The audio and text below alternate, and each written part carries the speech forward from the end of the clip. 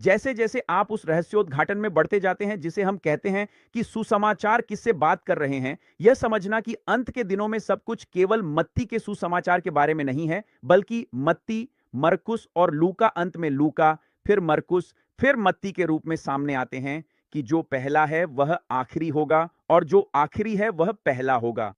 लूका pre ट्रिब है, मरकुस mid ट्रिब है और मत्ती पोस्ट ट्रिब है। ये सभी सच हैं और हमने आपको यह कई उदाहरणों में दिखाया है जो लूका, फिर मरकुस, फिर मत्ती की समकालीन सुसमाचारों के अंतर में हैं।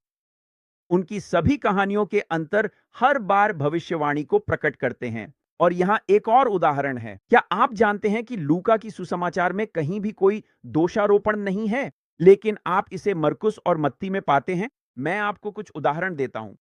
लूका की सुसमाचार में उत्पीड़न शब्द कहीं नहीं मिलता, लेकिन आप इसे मरकुस और मत्ती में पाते हैं।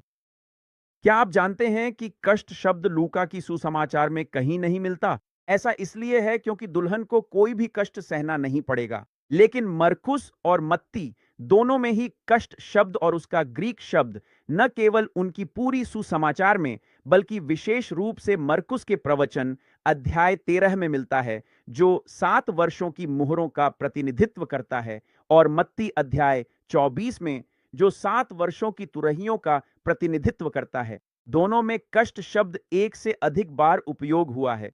अब यह उदाहरण देखिए। क्या आप जानते हैं उस महिला के बारे में जिसकी शादी 7 पुरुषों से हुई थी और वे यीशु से पूछते हैं कि जब वह स्वर्ग में जाएगी तो उसका पति कौन होगा? तो लूका की सुसमाचार में ऐसा कोई दोषारोपण नहीं है कि उन्होंने गलती की है। वह उन्हें परमेश्वर की संतान कहते हैं।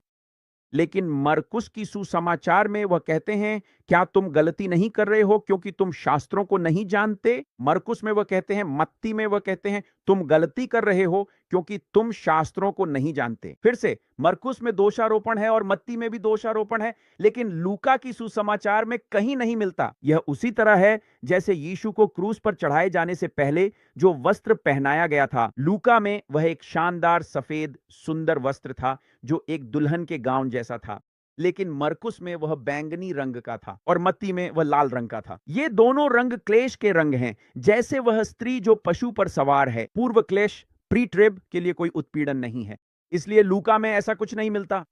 खुद जाकर देख लीजिए। फिलहाल के लिए अलविदा।